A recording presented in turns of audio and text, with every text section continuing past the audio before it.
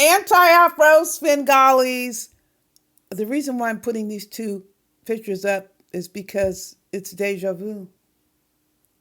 We're back in November 2021, based on the events that have gone down recently in that Umar Johnson sector.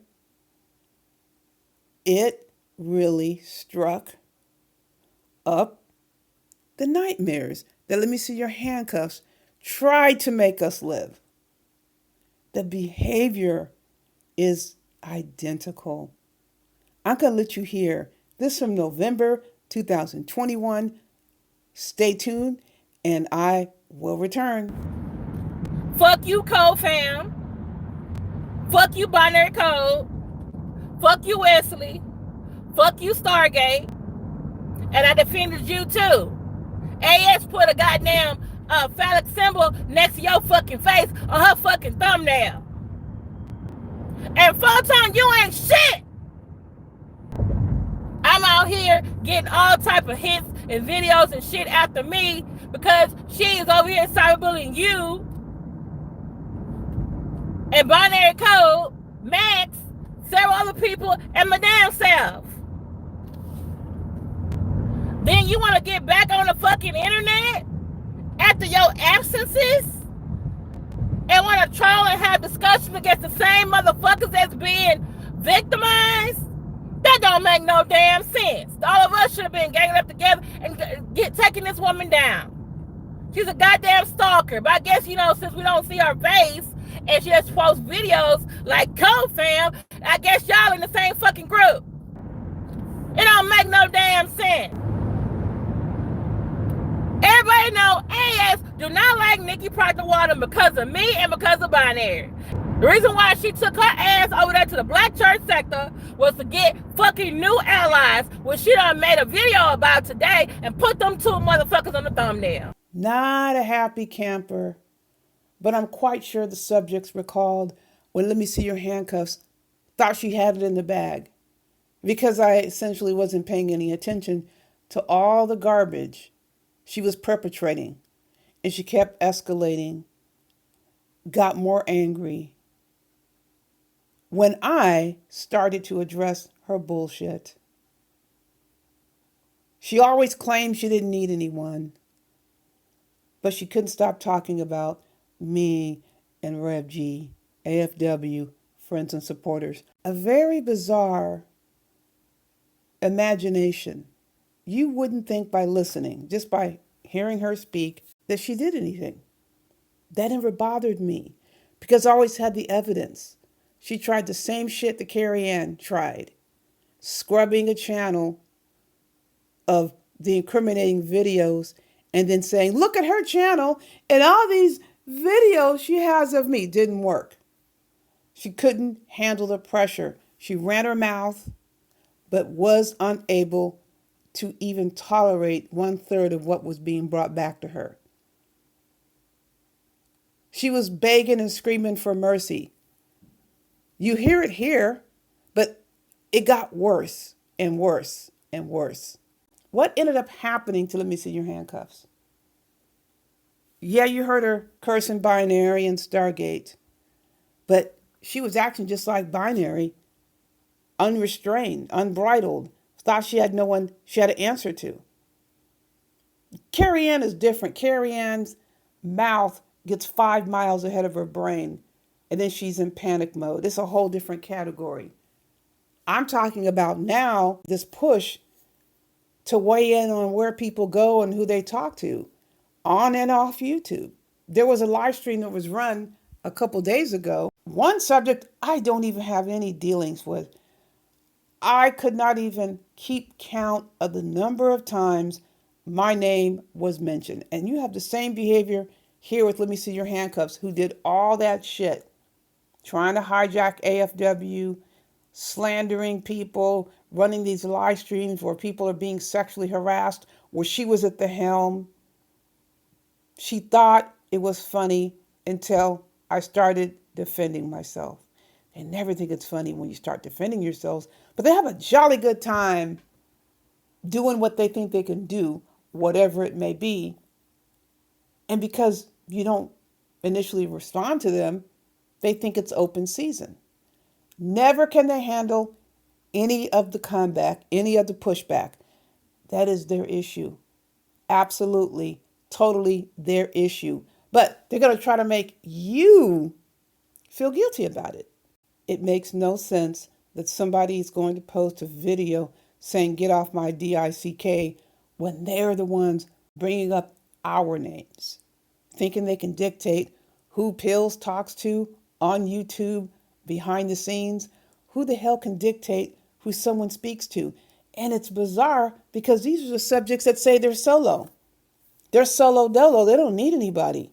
They depend on no one. They don't need a team. They don't have a team. We're not part of this group. The hell you're not part of a group. Then they're all pissed because Pillsbury's talking to whoever the hell he wants to talk to. What kind of sense does that make? That you're going to try to control what people say behind the scenes and get mad expecting loyalty, although you said you're solo dolo. Why the hell would you care anything about what Pillsbury does if you're solo dolo, you don't have a team? Why say that you can't F with someone? I can't collaborate with you. Collaborate? That doesn't sound like solo dolo. That doesn't sound like independence.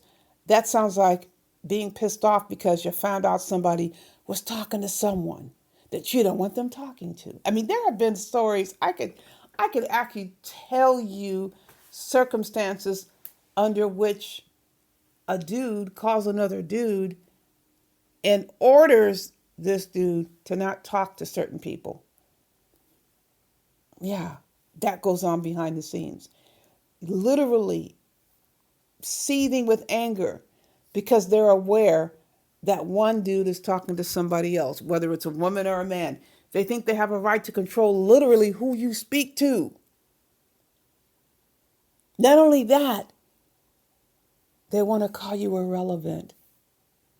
Nobody cares what you say. Someone sent me this clip. It was hilarious, of somebody saying they don't even talk about her anymore. Guess what the topic of the live stream was? 96% speaking about me and Rev G and Kip. And the reason why Kip is on Smoke's channel. But they're saying nobody talks about me. I really don't give a crap if you talk about me or not. I care about crossing lines. Continuously crossing lines and thinking you're going to get some pass for it. You're not going to get any pass. And I will say to you, my friend, I've already told you this, Gerald, if I ever saw somebody writing that shit like M3 wrote, your ass would be in a courtroom. I don't give a damn if you don't have a penny to your name. I will make sure a judgment is slapped on you. Thankfully, they know us. The people who interact with us in the community, they know exactly what's going on. So this garbage could never have any impact. As you know, they didn't even bring it to Rev G's attention because they know what's happening. These subjects engage in this behavior, and then their content reflects who they are. Even if they try to scrub their content, it's very easy to pull up and find what they said, who they directed it to, and they're up here crying about being harassed. Bottom line, Grown Mold and M3 need a project. They need a target. They need someone to keep talking about. But here's my thing. Get popping on your own.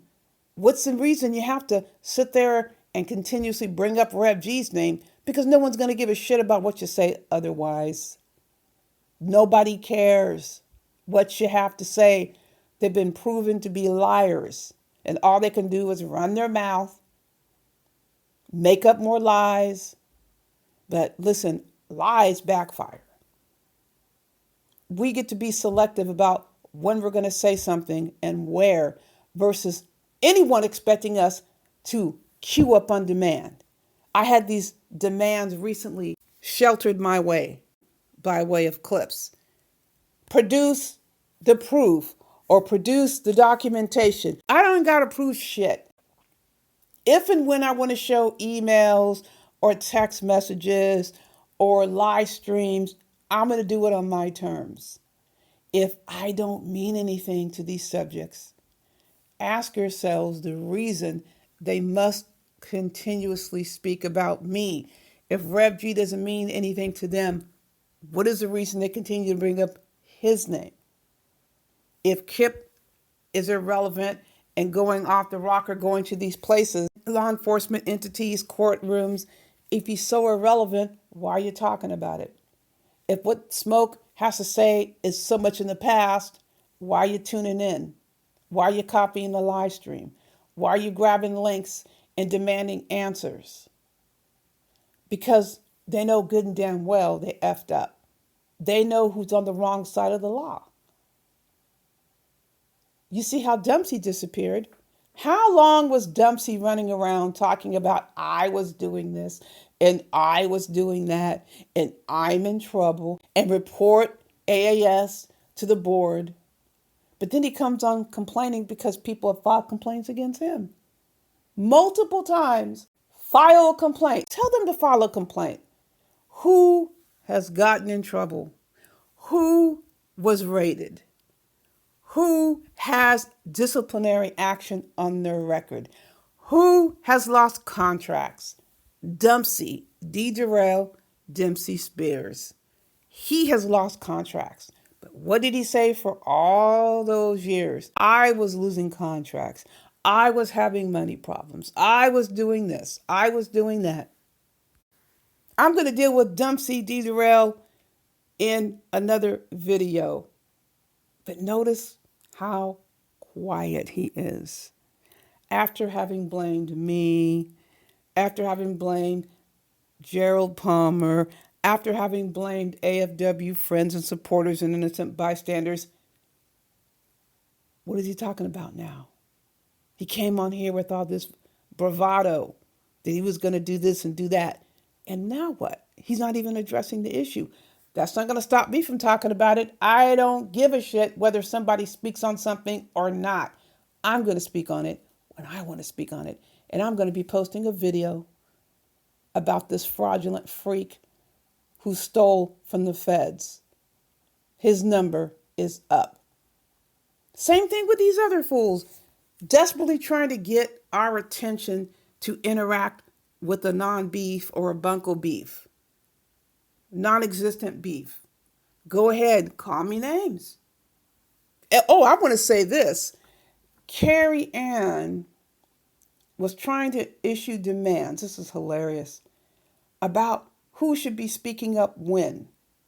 Carrie Ann was saying, Kiv is acting like he don't hear what I said.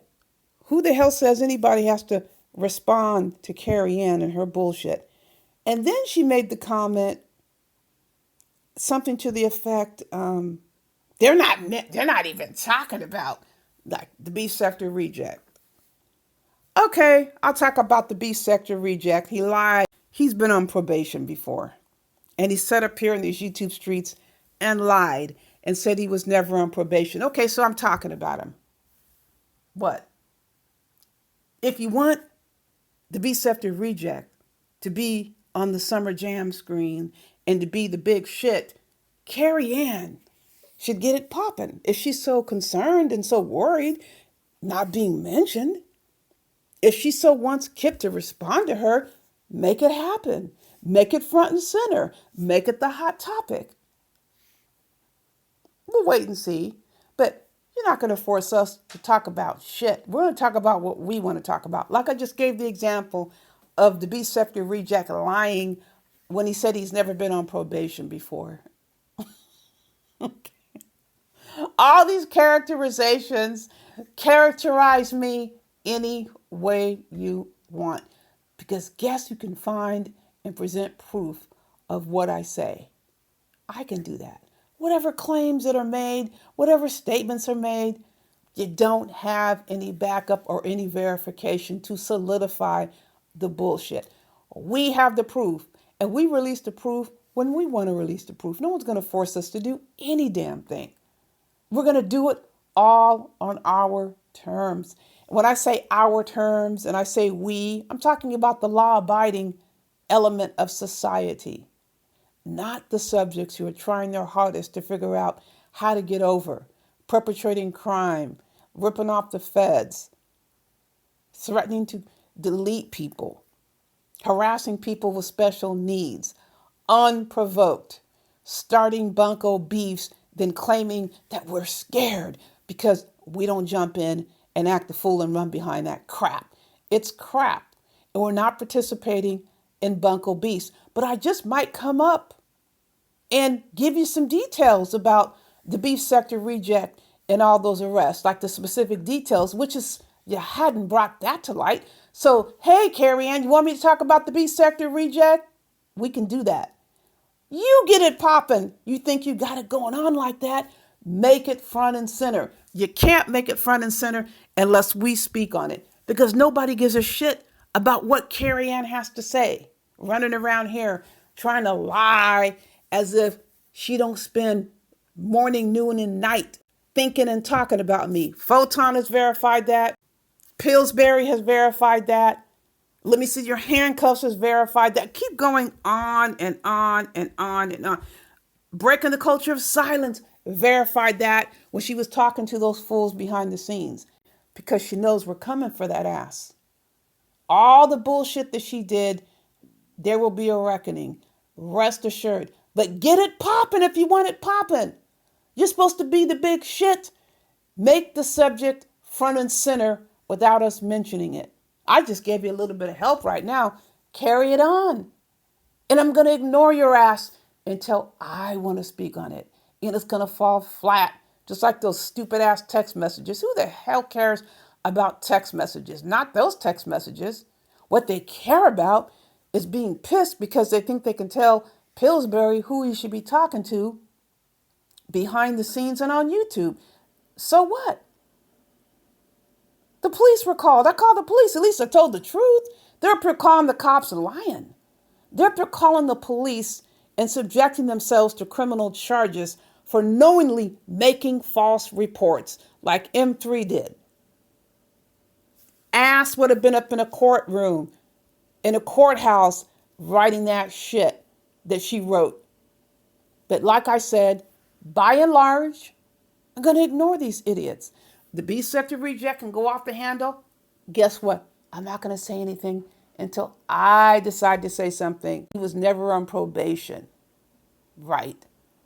Yeah, we're scared. We're running scared. Oh my God. We just don't do bunko beefs. We don't do bogus bullshit. We don't argue and fight with subjects when there's no reason to. I want to do what? Be seen and heard for bullshit. I know one thing for sure. No one's going to tell me when and where and how. No one's going to force me or compel me or pressure me to give receipts. I'll give what I give when I want to give it. That's how that works. Listen, folks, of course, I got more coming your way. In the meantime, you know the drill. Buyer beware.